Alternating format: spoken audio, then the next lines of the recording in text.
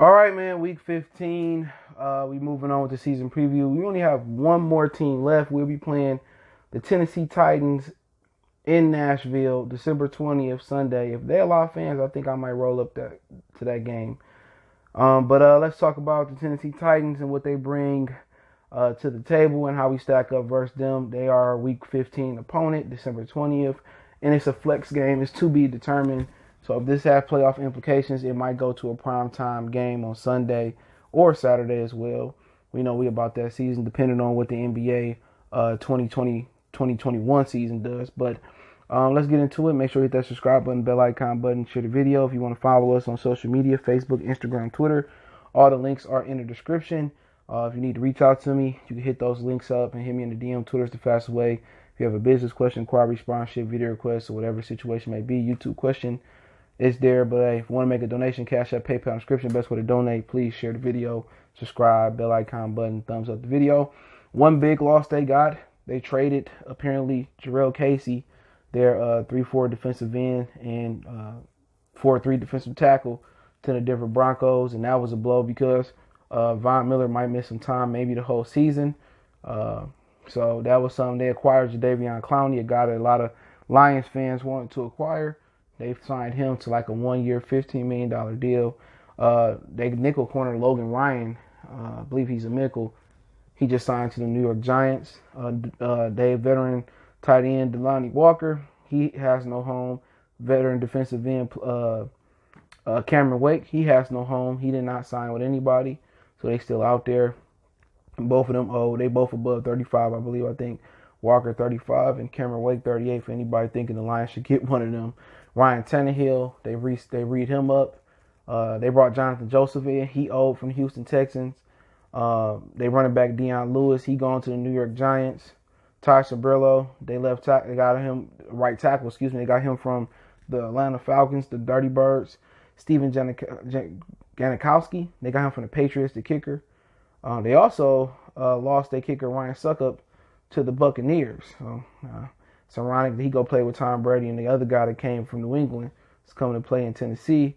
They lost their right tackle from Michigan State, Jack Conklin, to the Browns. They didn't bring back veteran inside linebacker Wesley Woodyard. They brought in old defensive end and pass rusher Vic Beasley from the Atlanta Falcons.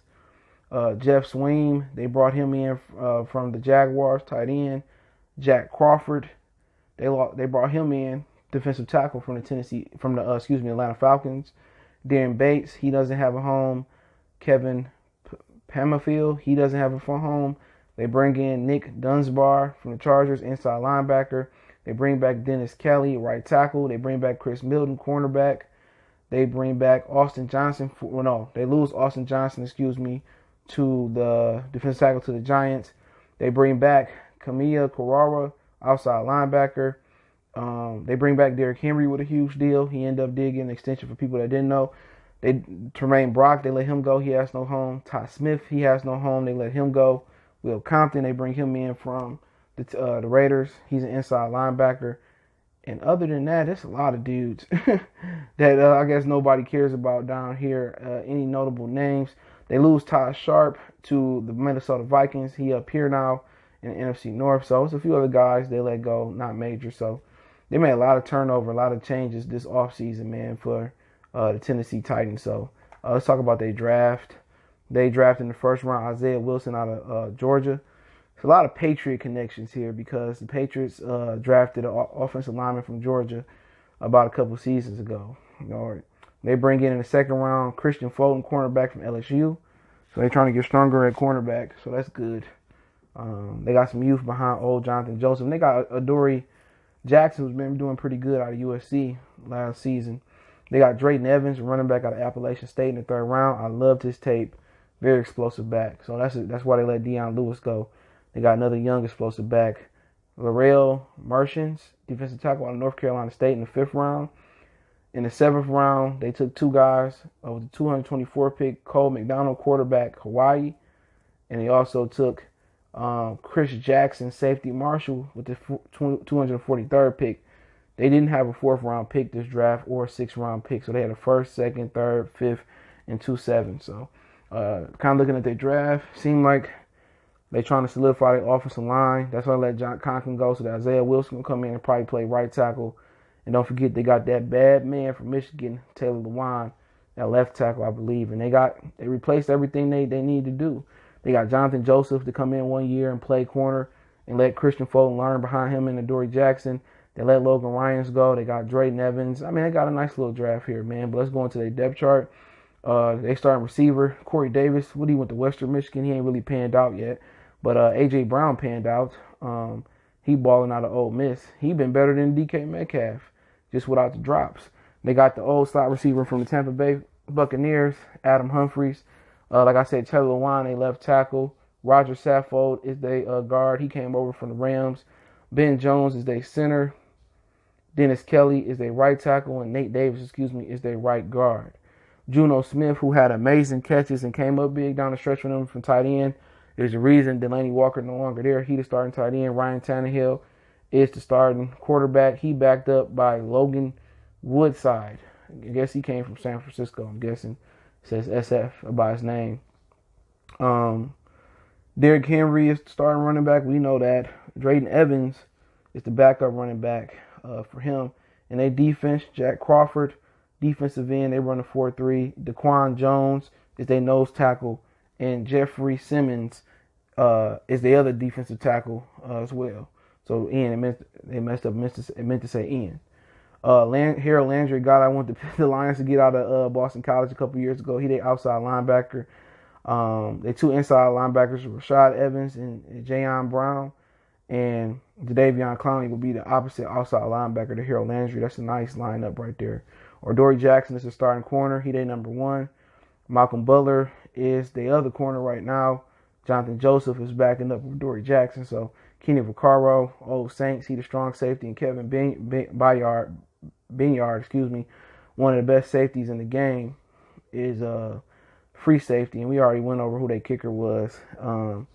It is Granikowski from the Patriots. Their punter is Brent Kern, and their kick returner is Khalif Raymond. So, kick in punt returner. Adoree Jackson is the backup kick returner. Adam Humphries the backup punt returner. So, I mean, kind of get my synopsis on what they're doing. Offensively, it all really pretty much goes about, we know their offensive line is big and nasty. They're going to open up holes. They're a physical football team, and that travels to the Dome, outside to Iceland, Greenland, Pluto, Saturn. They have an outdoor mentality. They are an outdoor team, but they like to get physical and nasty. And if you can't stop the run, you're going to be in a lot of trouble playing this team. Derrick Henry hard to hit in the first quarter. He even harder to hit in the fourth quarter. And now they added Drayton Evans to kind of give him a little change of pace back as well, too, even though Henry fast, but he a little bit more quicker. So, I mean, also they got big playmakers. Corey Davis step up this year. He has some injuries, I think, to his foot. I think it's going to be over with. If Tannehill truly was poisoned by being in Miami in a bad organization at the time, and he can play at a high level and not just get his money and fold up, and I think that's what's going to happen. He probably get his money and fold up and get injured.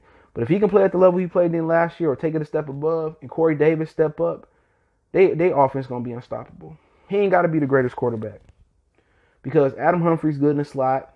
A.J. Brown, he going to step it up as long as he healthy. And then we got Corey Davis who if he step it up and that line still physical and run the ball and Tannehill can throw the ball, Tennessee might be a Super Bowl team. But it's all contingent on health, obviously, and Corey Davis stepping it up and Ryan Tannehill stepping up. Them the biggest enigmas on this team because we know they're going to run the ball. But if Tannehill fall off, which is the most important position in sports, this offense fall off. They ain't got nothing behind them. No more Mariota, even though he wasn't nothing to begin with. So that's how it is. You look at their defense, young. They just got another outside pass rusher. They lost Casey, so hopefully they prepared to fill that void. But if they got two good pass rushers. They got a solid secondary. Adoree Jackson, he one of the best in there. And don't forget, they also got Big Beasley out there too. So they can rotate. They can rotate line pass rushers in.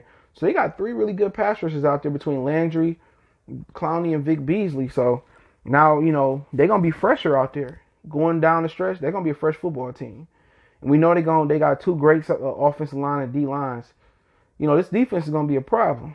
You know what I'm saying? long as they don't fall victim to their hype last year. Now they the hunt it and not the prey. It's kind of different with a target on your back. They got a good all they levels is good. Good linemen, good linebackers, good cornerbacks, and solid special teams. So I mean, this a team that's probably like it's boom or bust. I don't think there's no in between for them unless they bust early, then they turn it on late. Defense gonna play, but also if your offense is weak, your defense can also the offense can be a liability to the defense, and if the defense is weak, the defense can be a liability to the offense.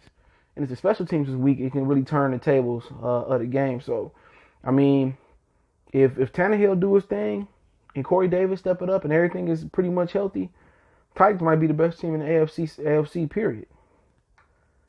You know, but Tannehill is the Achilles heel. And I'm surprised they didn't draft a young quarterback just in case.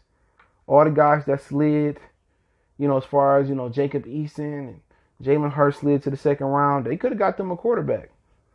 You know, in actuality, they could have traded up and got a quarterback too if they wanted to. You know, they could have took the kid that Green Bay took. You know, maybe they didn't believe in him that much out of Nevada. But how we stack up against the offense? I mean, stop the run and make Tannehill beat you. And you pray to God that Tannehill give you some freebies, fumbles. You know, you got to play tight coverage. And if Corey Davis don't step up this year, you can get more attention to A.J. Brown. But then Juno Smith, a bad joker too. But we've been a little bit better with tight ends since Patricia defense has been implemented. And hopefully that doesn't change with Corey Utlin calling the plays. But, you know, to be honest, you know, it's all about stopping the run and making Tannehill beat you. And if Tannehill go out there and he catch fire this year, and somehow he become Drew Brees or Drew Bledsoe or Tom Brady reincarnated, it ain't nothing you can do. You just got to shake his hand. But if you take his binky away, his run game away, and now all the windows tighter because you can't buy on the play action, he gonna give you the game. So it's basically take the run away, make Tannehill beat you, and if you're able to do that, then you know you should be able to win. But one thing about this team, you stop the run. If you don't stop the run, they're gonna run it again and again. It's gonna wear your defense out. You're gonna get injuries. You're gonna get cramps. You're gonna get season-ending injuries trying to tackle that freight train known as Derrick Henry. So my game plan will be load the box up and stop the run and then, try to take away the deep pass from Tannehill. That's how Tannehill live off of. Run, play action, going downfield. That's how he beat New England. He made enough downfield throws to get past them. And that's how he play. It's boom or bust. It ain't no little 5-yard hitch, a little slants with Tannehill. Tannehill running the ball, he play action, and he going downfield to Corey Davis and A.J. Brown. Now, if they can expand their offense this year where he can dink and dack a little bit and go through his progressions, they'd be dangerous. Defensively wise, protect Matthew Stafford and run the football. It ain't going to change. You got to protect Stafford from them goons they got. And you got to be able to run the ball. Now, do you have some advantages in the secondary? I mean, Galladay is an advantage versus everybody. So your number one guy to really spotlight here is the backs out the backfield and T.J. Hockenson. Those probably going to be your big game winners here because I don't think nobody can match up with Hockenson with the progression that's going this year. And also, Kenny Galladay is always going to have a matchup with his size and speed. But Marvin Jones, you always going to have good matchups with the Lions receivers. It always start up front. Can they protect Matthew Stafford and can they run the ball? And that's just going to be with every team. If they can protect them and run the ball, Galladay and them guys have a big game. But the best matchups for this game is T.J. Hockenson and Swift and Kerryon out the backfield catching the football. And that's how it's going to be. But Tennessee probably a football team that's boom or bust. Either they Super Bowl or they going to be top of the draft next year looking to get Trevor Lawrence. So if Derrick Henry go down and get injured, it's a wrap. If Tannehill don't step his game up this year, it's a wrap. But if they do step it up and they are healthy and their defense don't take a step back and they take a step forward and Corey Davis come to play this year, I don't think too many teams want to see this team. They play great ball control. And if they get two number one receivers, because A.J. Brown is number one, and Corey Davis he grow into the number one they need, yeah, they definitely gonna be a football team that's gonna be reckoned with. So let me know what you guys think about our Week 15 opponent. It is a flex, so we don't know at what time it's gonna happen. We will be on the road in Nashville, Tennessee for this game. So let me know what you guys think. Don't forget you can follow us on Facebook, Instagram, Twitter. You can reach out if you have a business question, inquiry, sponsorship, video request. Keep sharing the videos. Want to make a donation to the channel? Cash App, PayPal, inscription. Cash App is CJ Good 313. Best way to donate is share the video. And just comment, subscribe, bell icon button so you won't miss another video. And check out my other channel too, Goodfellas Sports TV, right here on YouTube. More sports, music, news, and entertainment. Also, check out the backup channel, Motor City Sports Talk 2.0, just in case something happened to this channel. One time for the